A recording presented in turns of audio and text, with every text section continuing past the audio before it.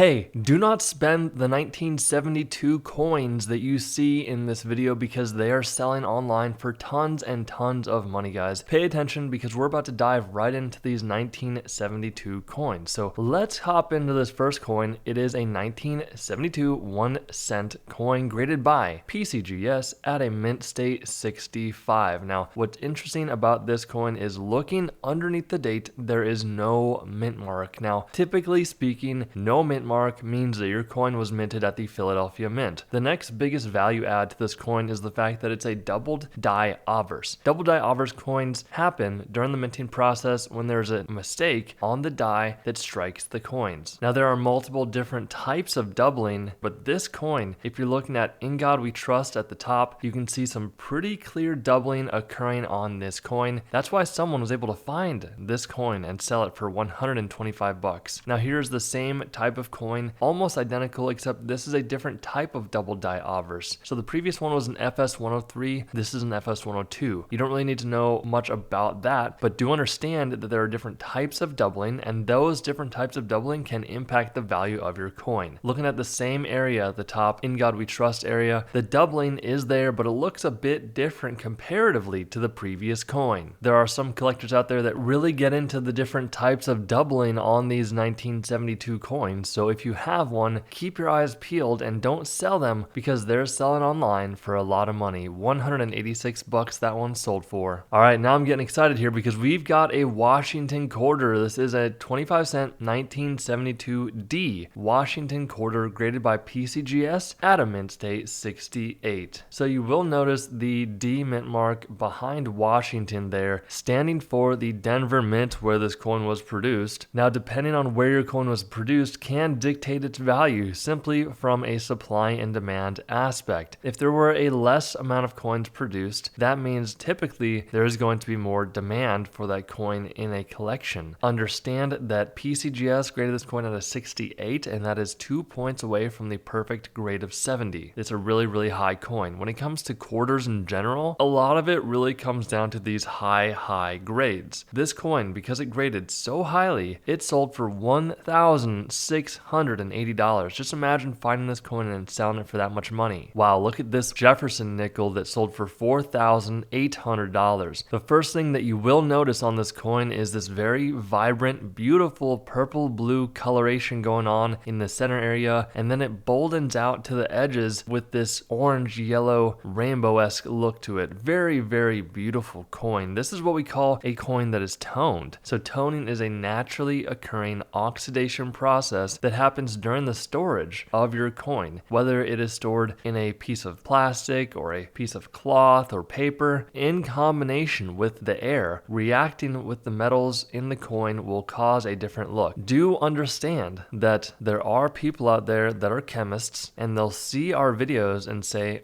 I know exactly how to tone a coin and make it worth a lot of money. That's where the third-party grading companies come into play, because they can look at a coin and tell relatively well if a coin has been naturally or artificially toned. Now, artificial toning can trick some graders because it can just look so promising. To keep this short, there are collectors out there that only collect toned coins. They're really, really into these tonings, and sometimes these guys can get into a bidding war where they'll bid against each other and try to get their hands on these really rare toned coins. The biggest thing you need to know here is the fact it graded at a mint state 67, that being 3 points away from the perfect grade of 70. This coin sold for $4,800. $8,400 for this 1972 S 10-cent Roosevelt dime, graded by PCGS at a proof 70. So this coin did indeed grade the perfect grade of 70. A very challenging thing to accomplish. This coin also has an S mint mark above the date standard for the San Francisco Mint. Do understand that San Francisco most of the time will produce most of the proof coins. So what is a proof coin exactly? Proof coins are done one by one by mint employees to produce this very beautiful looking coin. Typically they use higher pressures in the dies to cause this shiny backdrop and lustrous field of the coin. Proof coins are typically going to be found in collections and not so much in circulation, and if they are found in circulation, they're going to be pretty beat up if you must ask me. So this coin, because it graded so highly at the perfect grade of 70, it was able to sell online Heritage Auctions for $8,400. What a great payday. All right, $14,400. So the first two coins in this video were an FS102 and an FS103. This is an FS101. So this is the most sought after variety of the 1972 double die obverse for very apparent reasoning. You can see how clear and visible this doubling is. That is a great rule of thumb when it comes to doubling. The more dramatic, the more obvious it is to the eye, the more intriguing it's going to be to a collector. If you really have to hunt around and try to find the doubling on a coin, it's going to be a bit tedious, and some collectors don't really care for that too much. Combine that with a 67 plus grade by PCGS. Understand that that plus designation is given by a grader when they say, hey, this coin is really, really nice for its grade, but it's not going to quite get to the 68 grade. That is where that plus designation comes in, and that is why this beautiful 1972 DDO FS101 coin sold for $14,400. Look, if you're just getting into numismatics, we have a completely free coin and currency ebook down below. Make sure you check that out. It's completely free, no strings attached. We hope you enjoyed this video, and we will see you in the next one.